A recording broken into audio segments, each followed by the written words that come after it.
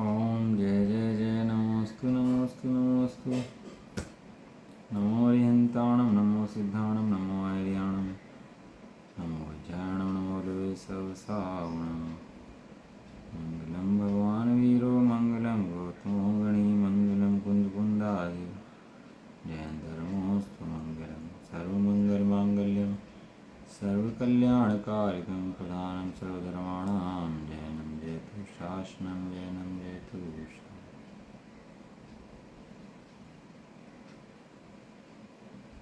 नमः समय साराय स्वानुभूत्या चकास्ते चित्स्वाय भावाय सर्वभावान्तर्षि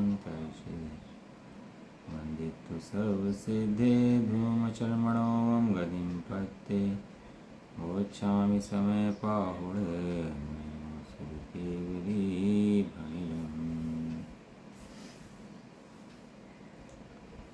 शीर्ष में साजी ग्रंथ आश्रव अधिकार गाथा नंबर 171 चलेगी। सिद्ध करना चाह रहे हैं कि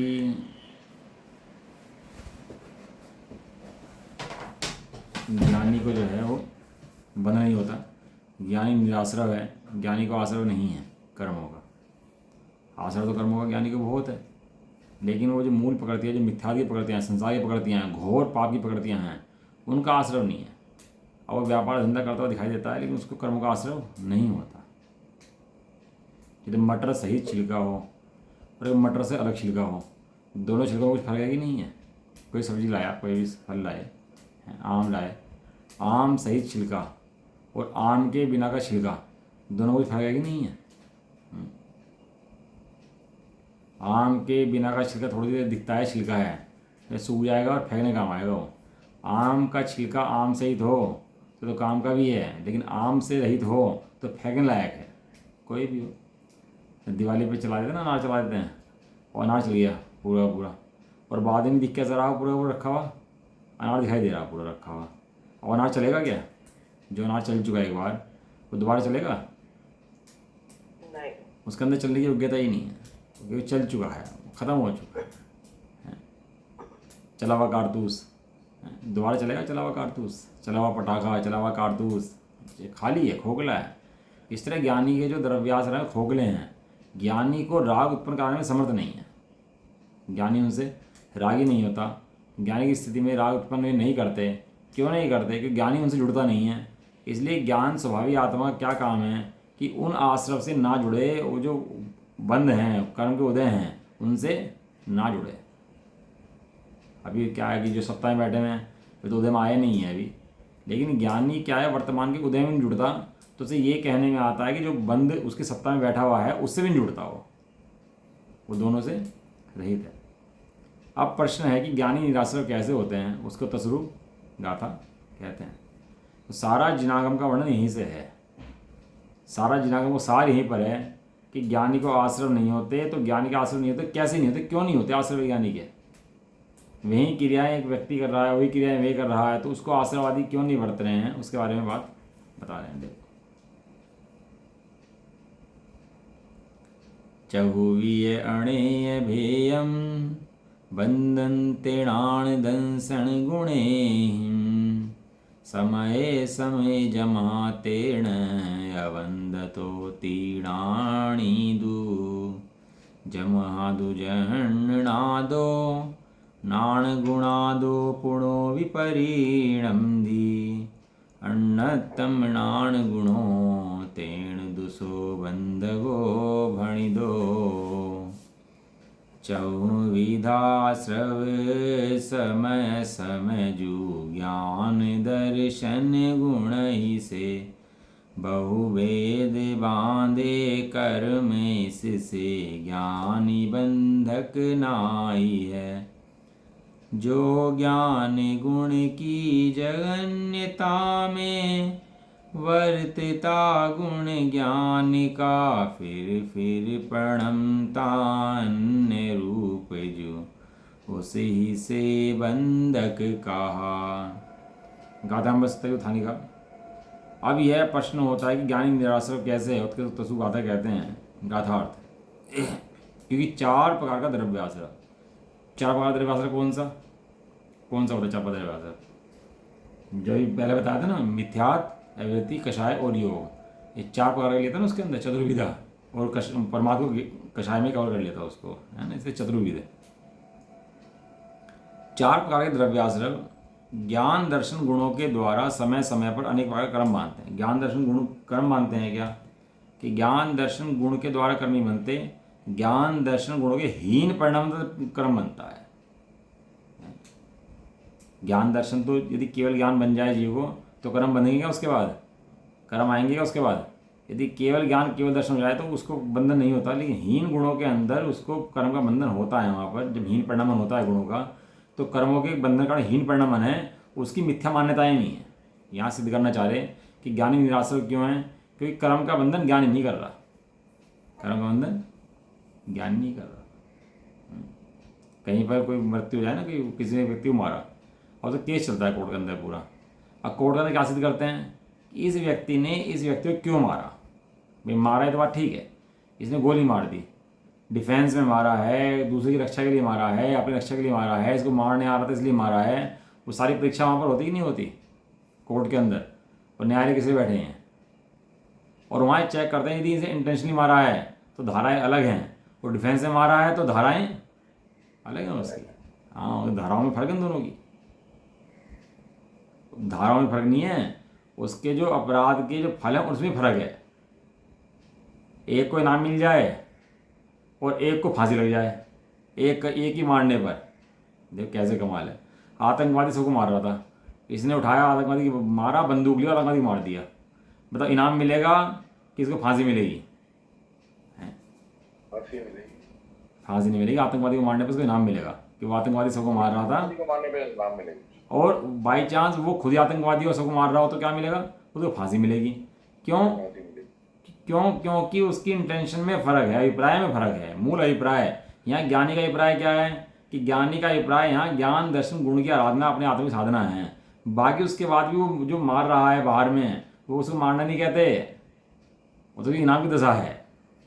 हमारे खतौली में एक बार क्या हुआ कि वो एक बार 2 आगे जो गुंडे टाइप, और रात को बदमाशी कर रहे थे, गुंडागर्दी कर रहे थे, तो पुलिस उनके पीछे भागी, और पुलिस ने पीछे भागते भागते उसका क्या करा कि वो बच्चे को उठा के कमरे में घुस गए। ये बच्चा उठा लिया उन्होंने, और बंदूक उनके पास थी। कहने लगा कि तुम हमारे पास आए तो बच्चे को मार देंगे। घबरा पूरे रहे थे हैं। तो पुलिस वाला समझदार था, उसने एक वकील साहब को पकड़ा, वकील की लाइसेंस की रिवॉल्वर थी, उस लाइसेंस की रिवॉल्वर से गोली चलाई उनके ऊपर, और वो बच्चा निकल के वहाँ से भागा और दोनों का एनकाउंटर कर दिया रात को वहीं पर ही। दोनों मर गए और दोनों को उसमें लपेट लुपेट के सुबह उसका पोस्टमार्टम कर दिया। अब वो जो वकील साहब ने गोली मारी तो वकील साहब का नाम अखबार में आया बड़े सम्मान के साथ, इन वकील साहब ने इन चोरों को, डकैतों को मार गिराया। क्यों? वो मारना कोई अच्छी बात है क्या? कि भाई साहब वहाँ अभिप्राय क्या है, इंटेंशन क्या है, उसको देखने की बात है। रामचंद्र जी ने इतनी सेनाएं बढ़ा दी पूरी की पूरी, लेकिन अभिप्राय सम्यकता तो दोष नहीं लगा उसका। और अभिप्राय मिथ्या हो जाए इतने में ही तो क्या लग जाए? इतने में दोष लग जाए। ये था ना अपने सुग्रीव, किष्किंध नगर के राजा थे, उनकी पति का नाम सुतारा था। दोनों क्या था कि जब सुतारा का रिश्ता ढूंढने के लिए उनके पिता गए तो वहाँ पर एक राजा था, उसका राजा का नाम क्या था याद नहीं, वो चाहता था शादी में इनसे करो। हैं, एक मिनट बता, लिखा था मैंने, साहसगति विद्याधर था नाम उसका। तो उसने सोचा, कहने लगा जी इसकी शादी जो है ना साहसगति चाहने लगा मेरे से हो। तो उन्होंने किसी निमित्त ज्ञानी से पूछा, पिताजी ने, उसके सुतारा के पिता ने, कि ये एक रिश्ता आ रहा है इसका सुग्रीव का, और एक ये चाहता है इसको साहसगति, तो दोनों में शादी में किससे करूं? तो उन्होंने कहा साहसगति की आयु कम है तो अपनी पुत्री का विवाह सुग्रीव से कर दे। वो सुग्रीव से शादी करी उसकी, तो वो जो साहसगति था ना वो टेंशन में आ गया, वो जंगल में चला गया, वो बहुत खेत खिनुआ, तपस्या करने लगा हैं। तपस्या करता करता बहुत तपस्या उसने करी, तो उसने एक रूप बदलने की विद्या सीख ली, जिससे रूप बदला जा सकता है। तो रूप बदलने की जब विद्या उसने सीख ली तो उसने जो सुग्रीव था ना वैसा ही सुग्रीव का रूप धारण कर लिया। अब कितने सुग्रीव हो गए? 1 कि 2? सुग्रीव तो एक ही है। अब वो वहां पर आया सुग्रीव लड़ने उसके कि मैं सुग्रीव असली नहीं है, असली सुग्रीव तो मैं हूँ। और बड़ा बड़ा कोई भी देख ले दोनों में भ्रम खा जाए, कहने लगा असली सुग्रीव कौन है। उसकी पत्नी ने भी पहचानने से मना कर दिया कि इसमें असली सुग्रीव कौन है पता नहीं इनके अंदर। दोनों सुग्रीव खड़े हो गए आकर के और दोनों महल के अंदर। तो मंत्रियों ने निर्णय करा, कहने लगा भाई जब तक ये निर्णय ना हो जाए कि कौन सुग्रीव असली है तब तक दोनों महल से बाहर रहोगे। दोनों सुग्रीव को महल से बाहर निकाल दिया और सेना आज़ादी बांट दी। 14 अक्षौणी सेना थी, 7 अक्षौणी तेरी और 7 अक्षौणी सेना तेरी। सेना भी अक्षौणी में होती थी पहले, करोड़ों में, इतने करोड़ करोड़ हाथी, इतने करोड़ घोड़े, और सेना भी अक्षौणी सेना। और दोनों का अब लड़ाई हो तो कैसे हो, अब लड़ाई करके नकली जीत गया तो क्या होगा है। तो वो असली सुग्रीव बेचारा जंगल में मारा मारा फिरने लगा, हनुमान जी के पास गया। हनुमान जी आए लड़ने के लिए तो माथा चकरा गया हनुमान जी का, कहने लगा यार इनमें असली कौन है नकली कौन है समझ में नहीं आ रहा है तो है। तो ये तो छोड़ के आ गए, कहने लगा भैया तुम निर्णय अपना भी कर लो, अब पता नहीं कौन असली कौन नकली। जब पत्नी नहीं पहचान पा रही, बच्चे नहीं पहचान पा रहे, और उनमें उनके 2 बच्चे थे अंग और अंगद। वो अंग तो उसकी तरफ हो गया नकली की तरफ, और अंगद इनकी तरफ आ गया सुग्रीव की तरफ है। और बवाल मच गया पूरे नगर के अंदर, किष्किंधा करता और पूरा बवाल मच गया देश के अंदर पूरे वहाँ पर। अब सुग्रीव कितना है 1, दिख कितने रहे 2, और युद्ध हो रहा पूरा पूरा। ऐसे ज्ञान और राग हैं ये, राग के जो है ना ये जो है परछाई है ज्ञान की, ज्ञान नहीं है ये तो लगते हैं, लेकिन भ्रम से ज्ञान को कैसा लगता है कि यही है, लेकिन ये है नहीं, ये तो नकली का है। असली का तो असली ज्ञान ही है वास्तव में अंदर। अब लेकिन भ्रम ऐसा रहता है कि पता नहीं कौन है। जगत जनों को भ्रम हो जाए है। वो गया घूमता घूमता भ्रमता भटकता जहाँ खरदूषण को मार दिया था, खरदूषण को मार दिया लक्ष्मण ने, वहाँ चला गया। वहाँ पर जाकर देखा कि भैया किसी खरदूषण जैसे महाबली को मार दिया तो यहीं मेरी सहायता करेंगे। तो लक्ष्मण के पास गया, लक्ष्मण जी रामचंद्र जी के पास ले गए, और रामचंद्र जी ने उसकी व्यथा समझी और जाकर लड़ने के लिए खड़े हो गए। और वहाँ रामचंद्र जी तो खड़े हैं, युद्ध हुआ दोनों सुग्रीव के अंदर, और दोनों सुग्रीव के अंदर युद्ध हुआ तो नकली सुग्रीव ने असली सुग्रीव को मूर्छा मार दी है, और मूर्छा मार कर बेहोश कर दिया उसको। और वो बेहोश हो गया, उसको फिर लायक उठा करके तो उनसे पूछा रामचंद्र जी से, कहने लगा आपने युद्ध क्यों नहीं करा। कहने लगा भाई युद्ध कैसे करूँ, मैं तो समझ में नहीं आ रहा असली कौन है नकली कौन है, और तू ही सामने खड़ा है, तू असली है कि नकली मुझे तो ये भी नहीं पता। तू हो सके असली को बनाना चाह रहा हूँ। बड़ी दुविधा, बताओ कैसे पहचान करें उनकी असली नकली की। कोई है ऐसा पहचान करने वाला। दोनों एक रूप धर के आए, दोनों एक जैसा रूप धर के आए, अरे एक असली एक नकली, ये बात तो सत्य है, बिल्कुल बराबर बात है। और दोनों नगर से बाहर हैं। तुम जब तक बाहर रहोगे जब तक असली की पहचान न हो जाए। निश्चय ने गुण कर दिया, निश्चय ने गुण क्यों कर दिया, तो अपने शुद्धात्मा की पहचान जब तक ना कर ले तो निश्चय ने को हटा दे, पर शुद्धात्मा की पहचान कर। जिससे शुद्धात्मा की पहचान करेगा उस समय निश्चय ने बनेगा, और व्यवहार ने बनेगा। उससे पहले ना निश्चय ने है, ना व्यवहार ने है, उससे पहले नया भास है। दोनों के दोनों ये मंत्रियों ने दोनों को बाहर निकाल दिया ना कि दोनों बाहर रहोगे इस तरीके से। अब वो बड़ा समस्या बन गई, कहने लगा कैसे करें। तो इस बार रामचंद्र जी युद्ध करने के लिए आए उस नकली सुग्रीव से। अब पता नहीं था असली नकली कौन है, लेकिन फिर भी आए लड़ने के लिए उनसे। और युद्ध करने से पहले ही उस नकली सुग्रीव की बेताली विद्या थी, उसकी एक जो विद्या आई थी ना बेताली विद्या, वो बेताली विद्या निकल के भाग गई और वो असली रूप में आ गया, साहसगति विद्या के रूप में आ गया। और उस रामचंद्र जी ने तीर चलाया, उसको मार दिया, उसको वहीं मार दिया, खत्म कर दिया उसको, अंत हो गया उसका। मतलब ज्ञानी के सामने आती अज्ञानी ठहर नहीं सकता। जहाँ ज्ञानी सामने आए तो अज्ञान की तो धूल उड़ जाती है। यह ज्ञान जब तक हावी है जब तक ये ज्ञान नहीं देखता, और जहाँ ज्ञान सामने आया वहाँ तुरंत भाग जाता है। ऐसे ही ये जो रामचंद्र जी को ऐसा होने लिया है पुराण पुरुषों के अंदर, इनके सामने आती अच्छे अच्छे जो थे ना पापी काँप जाया करते थे रामचंद्र जी के सामने आते ही।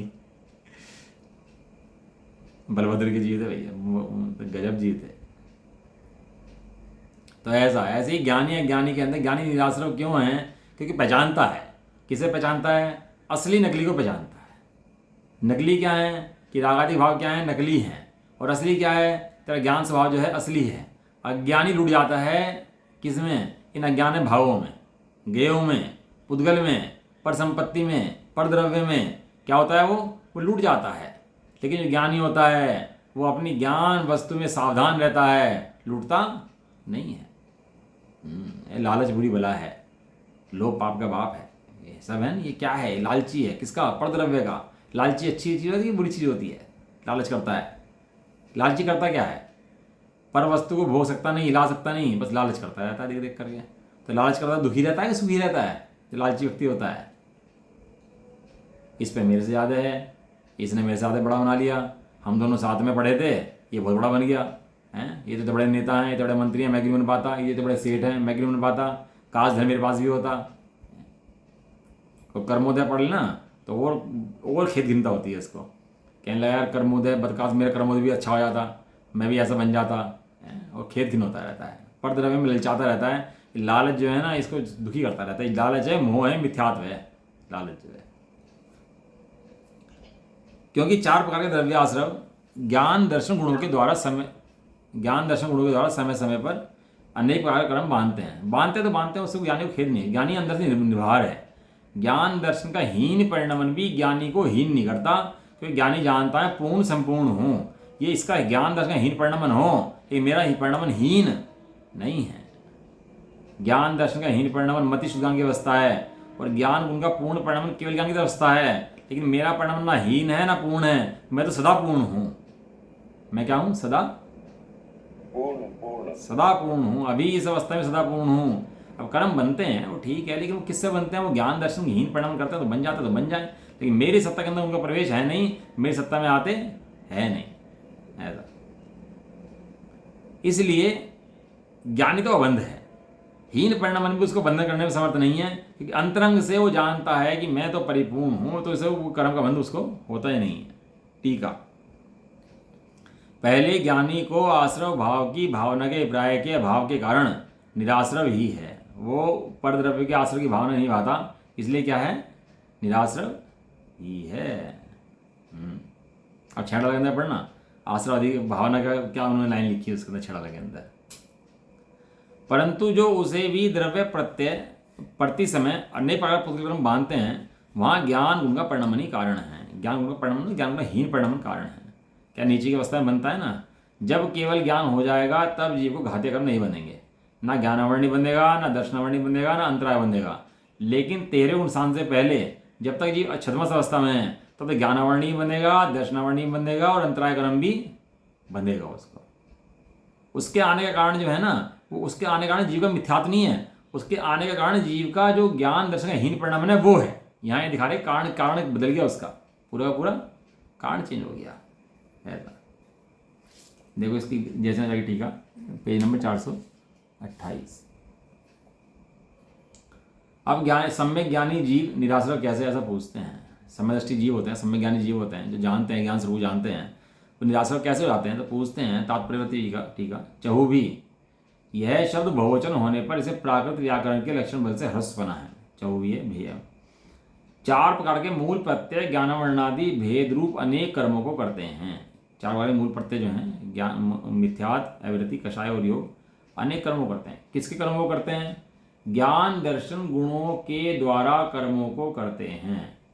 ज्ञान एवं दर्शन किस प्रकार बंध के कारण रूप हैं, ऐसा पूछने पर उत्तर देते हैं। ज्ञान दर्शन कारण की बंध क्यों हो जाता है, ऐसा पूछने पर उत्तर देते हैं। उत्तर यहाँ यह भाव है कि द्रव्य प्रत्ययों के उदय में आने पर जीव के ज्ञान गुण एवं दर्शन गुण दोनों को रागादिक अभाव भाव से, रागादिक अज्ञान भाव से परिणमन कराते हैं।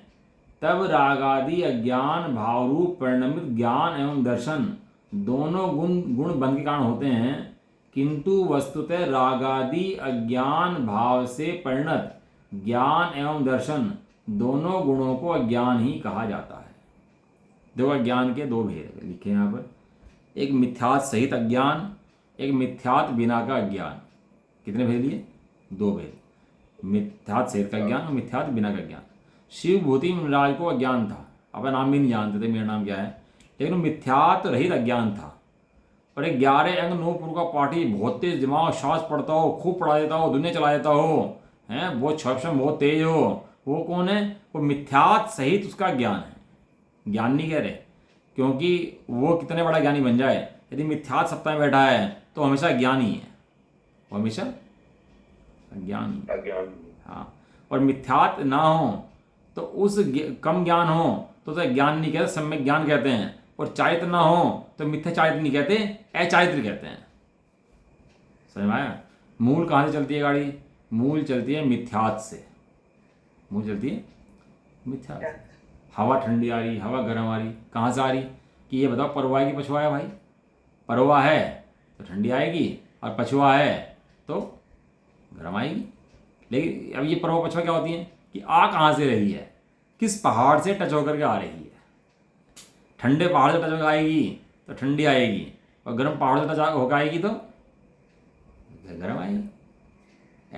ऐसे ही ये इसका श्रद्धान कैसा है? जय श्रद्धान होगा, इसका ज्ञान भले ही कम हो, आचरण भले ही कम हो, तो भी उस ज्ञान को मिथ्या ज्ञान नहीं कहेंगे, सम्यक ज्ञान कहेंगे। और आचरण को मिथ्या चारित्र नहीं कहेंगे, सम्यक चारित्र कहेंगे, अचारित्र कहेंगे उसको। ऐसा उसका भेद है। तो यहाँ पर जो आचार्य देव समझाना चाह रहे हैं, ये कह रहे हैं रागादिक अज्ञान भाव से परिणत जो कर्म का उदय आ रहा है, अब उसके जो कर्म का उदय है वो मिथ्यात्व तो है नहीं, ये कर्म का उदय है। कर्मों को उदय कारण केवल ज्ञान नहीं हो पा रहा, केवल दर्शन नहीं हो पा रहा, अनंत शक्ति प्रकट नहीं हो पा रही, तो जो हीन परिणाम हो रहा है उसके कारण से बंद होता है, लेकिन इतना तीव्र बंद नहीं है जैसे मिथ्यात सहित हुआ करता था। उसके बंधन में क्या पड़ गया? जमीन आसमान का फर्क आ गया। जमीन आसमान का फर्क आ गया उसके बंधन के अंदर। एक लड़की का रिश्ता ही नहीं हुआ और एक लड़की का रिश्ता हो गया, दोनों में फर्क है कि नहीं है? अभी उसके लिए सारे रिश्ते खुले हैं। जब स्वयंवर होता था तो स्वयंवर के अंदर वो गले में माला डाल दे किसी के भी हैं, और वो इसके डाल दे, इसके डाल दे। अब एक बार गले में माला डाल दी तो बाकी राजा बैठे हुए हैं, किसी मतलब के हैं, किसी काम के हैं? नहीं बेकार। वो जब धनुष उठाना था उसका सीता का, तो वहाँ पर वो कर्ण उठ गया। तो कर्ण उठ गया, धनुष उसे पता था श्री कृष्ण को कि वो तोड़ देगा तो धनुष। तो उसे द्रौपदी को इशारा करा, कहने लगा तो मना कर इसके शादी करने के लिए कि मैं इससे शादी नहीं करूँगी क्योंकि इसके बाप का पता नहीं है अभी बाप कौन है इसका, और क्षत्रिय सभा में ऐसा व्यक्ति शोभा नहीं देता। तो पता था तो तोड़ देगा। तो सीता ने उसे द्रौपदी ने मना कर दिया कि इस बार प्रतिज्ञा पूरी कर ली ना इसने, तो पति उसका वो बन जाता कर्ण। लेकिन उसने मना करी, उसकी बेइज्जती हुई, वो बैठा, फिर वो उठा अर्जुन, और फिर उसे धनुष तोड़ा, तो शादी उसकी उससे हुई द्रौपदी की। स्वयंवर के अंदर क्या है, एक स्वयं वर्ण लिया, एक को वर्ण लिया। अब एक को वर्ण लिया तो अन्य की जिसे पहले देखा था बाद में देखा था सबकी टेंशन खत्म। अब पूरा समर्पण किस पे चला गया?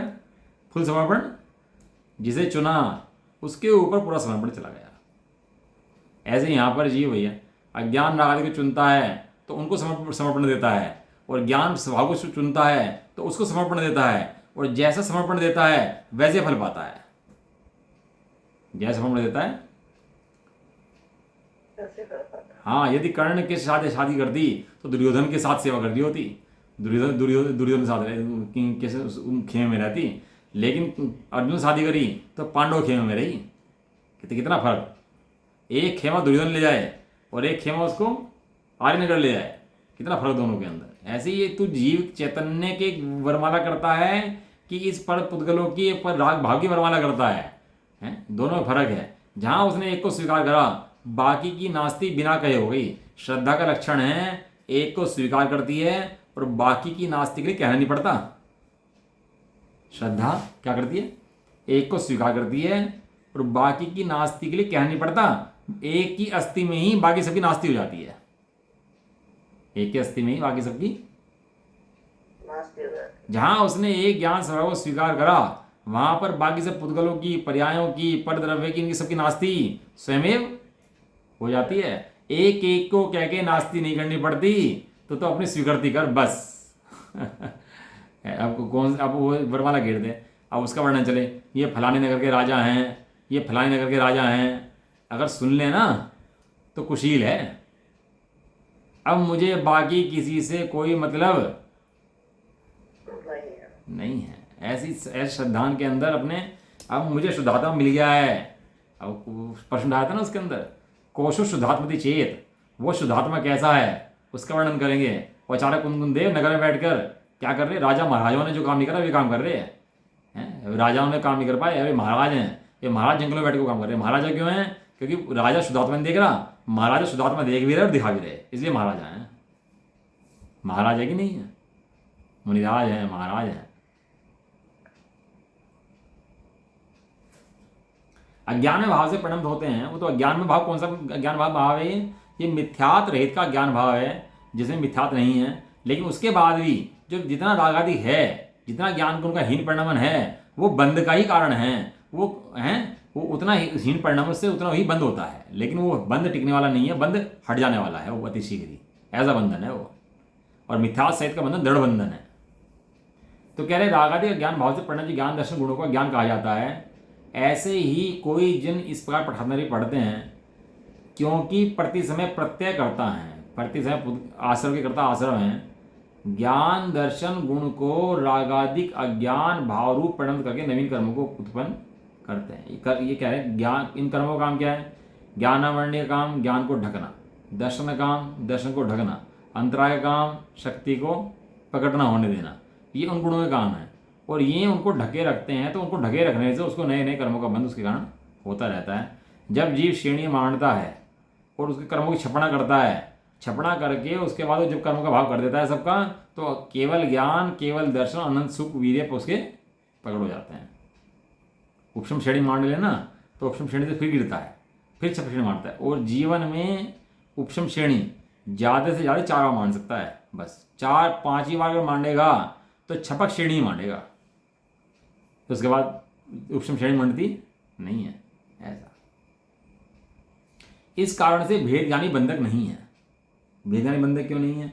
क्योंकि उसकी क्या कहा आपने? 4-5 बार छपक श्रेणी में उपशम श्रेणी जो मंडती है ना, 8, 9, 10, 11, छपक श्रेणी मंडती है 8, 9, 10, 12, तो 8, 9, 10, 11 उपशम श्रेणी में चढ़ता है फिर गिरता है, चढ़ता है फिर गिरता है। तो चढ़ना तो उतरना है ना, मैक्सिमम 4 बार हो सकता है। 5वीं बार में चढ़ा तो सीधा छपक श्रेणी चढ़ेगा, और छपक श्रेणी चढ़ के बड़े स्थान से पहुँच के केवल ज्ञान आदि प्राप्त करेगा। उसके बाद उसको घातिया कर्मों का बंध भी नहीं होता। उससे पहली निश्चित दशा के अंदर घातिया कर्मों का बंध होता है, लेकिन उस कर्मों को किसी प्रयोजन की दृष्टि में नहीं लिया गया है। किंतु ज्ञान दर्शन के रंजकपना से प्रत्यय ही बंधक है। इस समय ज्ञानी को निराश्रयपना, इस तरह ज्ञानी को निराश्रयपना सिद्ध हुआ है। देखिए, ज्ञानी का बंधन और अज्ञानी का बंधन, दोनों बंधनों में फर्क है। अज्ञानी का जो बंधन है वो उसके संसार को पुष्ट करने वाला है, और अज्ञानी का बंधन वो जाने वाला है, वो संसार को पुष्ट करने वाला नहीं। अब अगली गाथा देखो, गाथा नंबर 171। 2 गाथा पढ़ लेते हैं।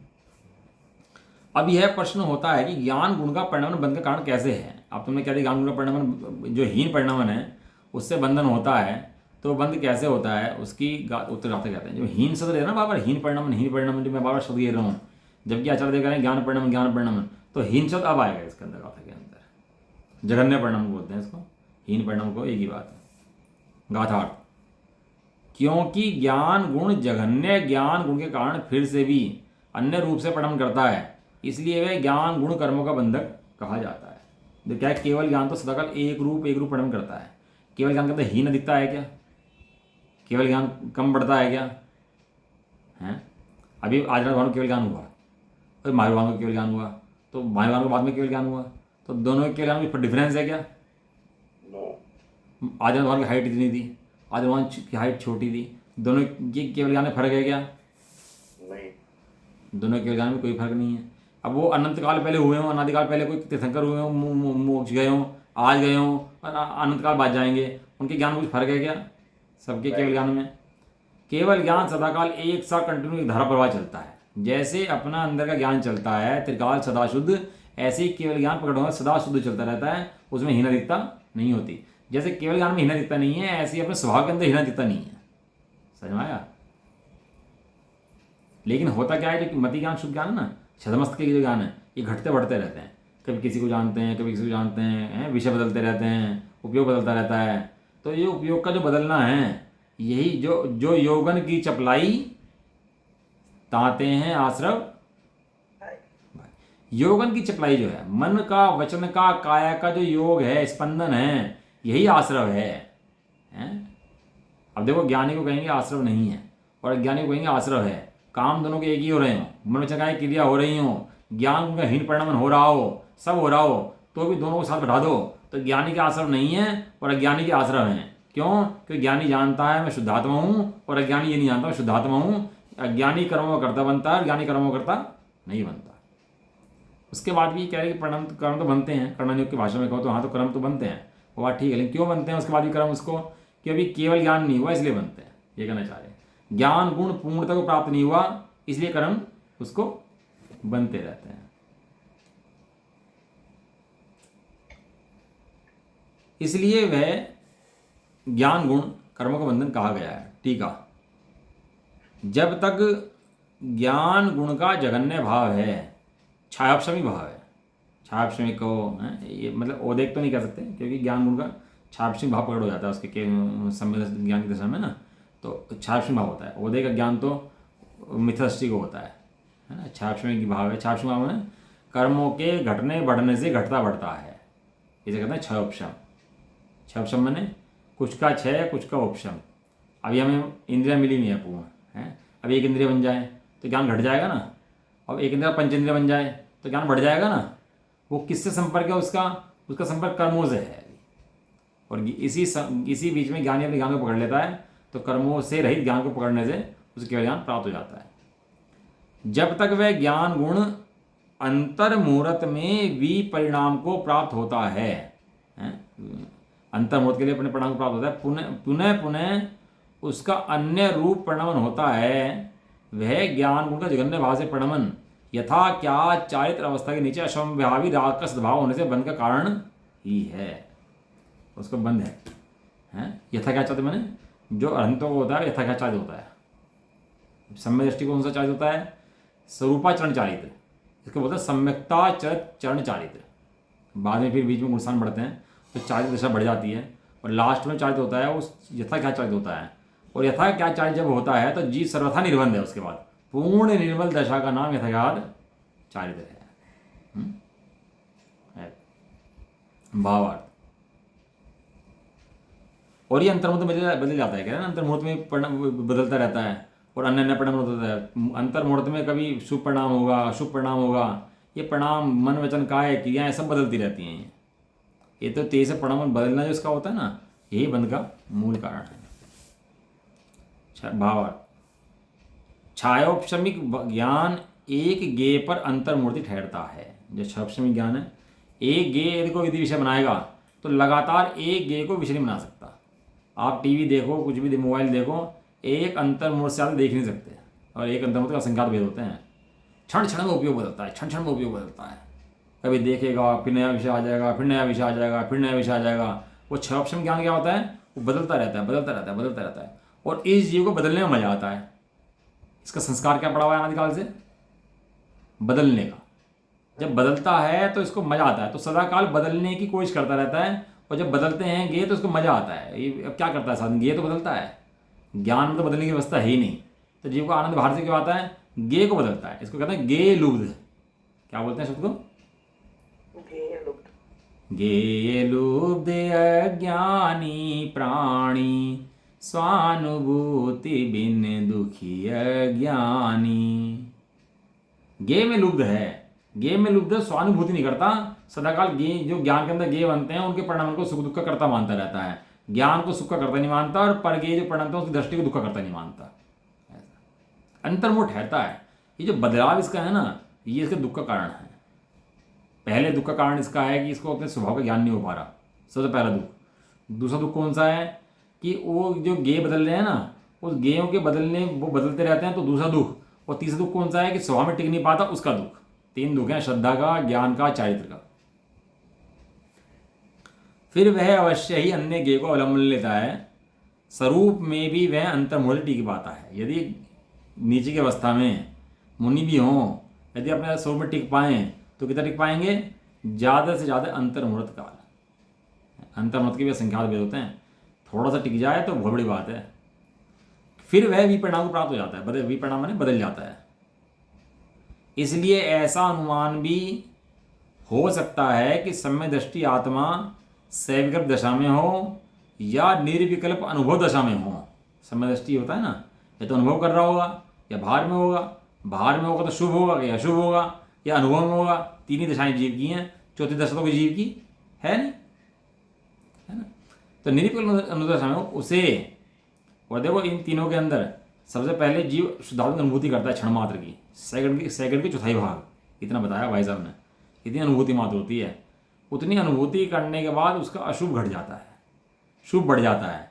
फिर अशुभ घटते शुभ बढ़ते जाता है, उसके बाद शुभ भी बढ़ता है और शुभ भी छूटता है, और आत्मा की अनुभूति की स्थिति बढ़ती जाती है। और जितनी स्थिति बढ़ती है उतना जीव मोक्ष मार्ग निकट जाता है और केवल प्राप्त हो जाता है। ये स्थिति उसकी है। उसे यथाज्ञात चारित्र अवस्था होने से पूर्व अवश्य ही राग भाव का स्वभाव होता है, और राग होने से बंध भी होता है। जितना राग है उतना उसको बंध भी है। इसलिए ज्ञान गुण के जगन्य भाव को बंध का हेतु कहा गया है। यहाँ चाहते हैं खुद कांडा की डेफिनेशन सिद्ध कर दी कि वहाँ अबंध कहा था, तो अबंध किस अपेक्षा से कहा कि श्रद्धा अपेक्षा तो अबंध है, लेकिन चारित्र अपेक्षा अभी बंध है उसको। इसलिए तो भाई सम्य दृष्टि की हम पूजा नहीं करते। बताओ कि सम्य दृष्टि बैठा हो तो अष्टद्रव्य से पूजा कर लेंगे उसकी। सम्य दृष्टि है, कपड़ों में है, जो भी है, पंचम स्थानवर्ती भी होगा, है अभी वीतरागी दशा भी उसकी दृष्टि की अपेक्षा है, तो पूजा कर लेंगे अष्टद्रव्य से उसकी। पूजा करने वाला और पूजा करवाने वाला पंचम गुण स्थानवर्ती मानता हो अपने को, तो वो भी मिथ्या दृष्टि है, और जो पूज रहा है वो भी मिथ्या दृष्टि है। समझ में आया? पंचम गुण स्थानवर्ती जय जयकार नहीं होती, उसकी अष्टद्रव्य से पूजा नहीं होती, ढोक नमस्कार नहीं होते पंचम गुण स्थानवर्ती को। ये जो आचरण है ये छठे गुण स्थान में संभव है। छठा सातवां गुण स्थान हो ना सामने वाले मुनराज का, वो वीतराग दशा। एक वीतराग श्रद्धा है, एक वीतराग चारित्र है। ये सम्य दृष्टि श्रद्धा अपेक्षा वीतराग है, चारित्र अपेक्षा राग है। लेकिन छठे गुण स्थानवर्ती मुनराज श्रद्धा की अपेक्षा ही वीतराग हैं और चारित्र की अपेक्षा भी। पूज्य कौन होता है? जो श्रद्धा और चारित्र दोनों की अपेक्षा से वीतराग होता है वो पूज्य होता है। इसलिए भगवान पूज्य हैं, मुनराज पूज्य हैं। क्यों? अब उनके चारित्र में राग शेष नहीं रहा, इसलिए। संजनन कषाय का थोड़ा बहुत राग शेष है, वो भी बुद्धिपूर्वक का राग है, वही बुद्धिपूर्वक राग नहीं है। इसकी टीका जैसे चाहती थी, पेज नंबर है इसका 430। है समय भी उनके पास। उत्थानिका। अब ज्ञान गुण परिणाम किस प्रकार से बंध का हेतु है, ऐसा फिर से पूछते हैं भैया ज्ञान परिणाम किस प्रकार से बंध हुआ। अब देखो जो जैसे ने को पीछे क्या बताते ना मैंने 2 दिन पहले, कि वो उन्होंने जब कर्णा ने गठाया था उसके अंदर कि यहाँ पर ज्ञानी को सर्वथा बंध नहीं मानना, और बंध क्यों है बताता 2 दिन पहले भी जैसा टीका के आधार से। वही बात यहाँ पर आचार्य कुमुद ने खुद लिख दी इसके अंदर तात्पर्य टीका। क्योंकि यथा क्या चारित्र से पहले जगन्य या हीन रूप, दशा रूप या सहकषाय रूप ज्ञान गुण है। ज्ञानी अपने को पूर्ण जानता भी है, जो अपूर्णता है उसको भी जानता है। द्रव्य स्वभाव पूर्ण है ये भी जानता है, और पर्याय अपूर्ण है इसका भी रखता है। पर्याय अपूर्ण है तो पूर्ण होना है ये भी रखता है, और पूर्ण होने के लिए प्रयास भी करता है। लेकिन द्रव्य स्वभाव पूर्ण परिपूर्ण है ये भी जानता है।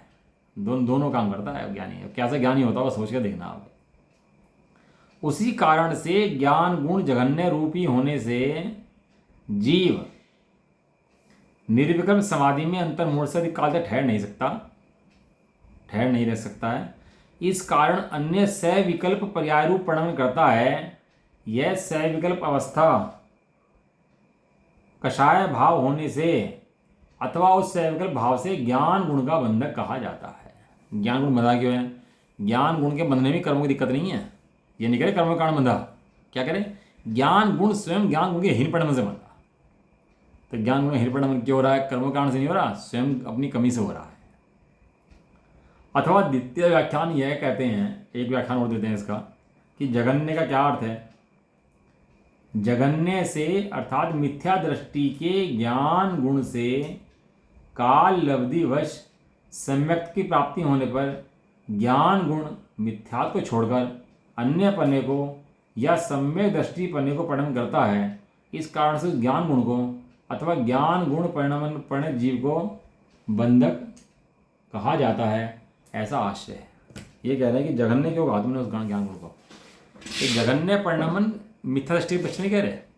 किसकी अपेक्षा कह रहे? सम्य दृष्टि की अपेक्षा कह रहे।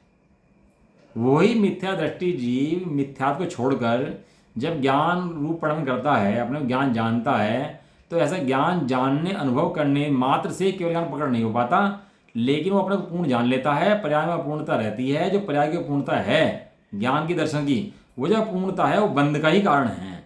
जितनी अपूर्णता है वो बंध का ही कारण बनेगी, ऐसा तो उसको बंद होता है। तो ऐसा सिद्ध किया। अब आगे बताएंगे इसके अंदर कि प्रश्न होता है कि यदि ऐसा है ज्ञान गुण का जघन्य भाव बंध का कारण है, तो फिर ज्ञानी निराश्रव कैसे है? यानी अब तुम कह रहे एक तरफ कह रहे ज्ञानी निराश्रव है, एक तरफ कह रहे बंध है, तो ज्ञानी का आश्रव कैसे है और ज्ञानी को बंध कैसे है? ये अगली 3 गाथाओं के अंदर परिणमन सिद्ध करेंगे। अच्छी बात है, मतलब अगली वाली। और बताएंगे ज्ञान दर्शन चारित्र का जो हीन परिणाम है वो तो बंध का कारण है, लेकिन ज्ञानी की दृष्टि जो शुद्ध स्वभाव पर है वो उसको निर्बंधता का कारण है। उसको मिथ्यात आदि प्रकृति को बंध नहीं होता भाई, ज्ञानावाणी दर्शनावणी की प्रकृति तो उसको बनती ही है। आप पढ़ना उसकी जो 41 प्रकृतियाँ हैं जो बंद नहीं होता मिथ्या दृष्टि को, उनके अंदर कौन कौन सी प्रकृति को बंद नहीं होता तो पढ़ना। लेकिन उसमें कहते ज्ञानावर्णी दर्शनावणी अंतराय कहीं नहीं आई। ज्ञानावर्णी दर्शनावणी अंतराय का तो बंद उसको होता ही है। यदि ज्ञानावर्णी दर्शनावणी अंतराय का बंद होना बंद हो जाए तो केवल ज्ञान हो जाए उसको, ऐसा उधर निकल जाएगा, उसको बंद हो जाएगा, उसको केवल ज्ञान हो जाएगा। लेकिन ऐसा नहीं होता, उसको जितना जघन्य परिणाम होता है उतना बंद भी होता है, लेकिन बंद उसके दुख का कारण नहीं है, क्योंकि जानता है बंद जो है जाने वाला है, बंद रुकने वाला नहीं है। अपने यहाँ मेहमान आ जाए 2 दिन के 3 दिन के लिए तो पता है 2 दिन में चला जाएगा, 3 दिन चला जाएगा, यार टेंशन वेंशन नहीं होती। अब पहले मेहमान आया और वापसी का टिकट जेब में है ही नहीं इसके, और पता नहीं कब जाएगा ये, अब रहने के लिए आया पता नहीं कब तक टिकेगा, 2 महीने 4 महीने है, पता ही नहीं, उसका अंदाजा ही नहीं है। तो फिर देखो कैसे टेंशन होती है। जहाँ हमें पता है कि चला जाएगा 2-4 दिन बाद, और जहाँ नहीं पता कि 2-4 महीने या 2-4 साल भी जाएगा नहीं जाएगा, तो कैसी स्थिति बनती है। तो ऐसे ही ज्ञानी का जो कर्म का परिणाम है, ये कर्मों का परिणाम ज्ञानी का जाने वाला है, और ज्ञानी का जो परिणाम है वो ठहरने वाला है, वो नई नई संतति को देता रहता है। तो संतति का जन्म होता है, इससे उसको बंध का कारण बनता रहता है। चलो हैं क्या बोले? मेहमान करोड़पति हुआ था। हाँ चलो, मतलब उसके अंदर अच्छे गुण हुए या पढ़ना दोबारा अभ्यास करना इसका गाथाओं का। इन गाथाओं में बहुत माल है, काम दिनों में इतनी गाय निकालती है, इससे ज़्यादा माल इन गाथाओं में निकलता है। लेकिन हमारी बुद्धि कितनी तेज है, हमारी क्षमता तेज है, उस पर डिपेंड करता है। हमारी बुद्धि में हीनता है, लेकिन गाथाओं के अंदर तो भरा माल पड़ा है, स्वभाव के अंदर तो भरा पड़ा है, लेकिन पकड़ क्यों नहीं हो पा रहा? कि हमारे ज्ञान दर्शन गुण के अंदर हीनता में परिणाम हो रहा है, इसलिए पकड़ हो पाता। यदि पकड़ हो गया हम ही भगवान होते। आज दोष मेरे अंदर है इसलिए भगवान नहीं हूँ, यदि मेरे अंदर दोष ना होता तो मैं भगवान होता। दोष कहीं दुनिया में किसी का नहीं है, दोष मेरा स्वयं का है, मैं यहाँ बैठा हूँ, नहीं तो हम भी भगवान के बीच में होते। कहाँ यहाँ तुमने बैठा सोच क्या है, श्रद्धा क्या है, वो डिपेंड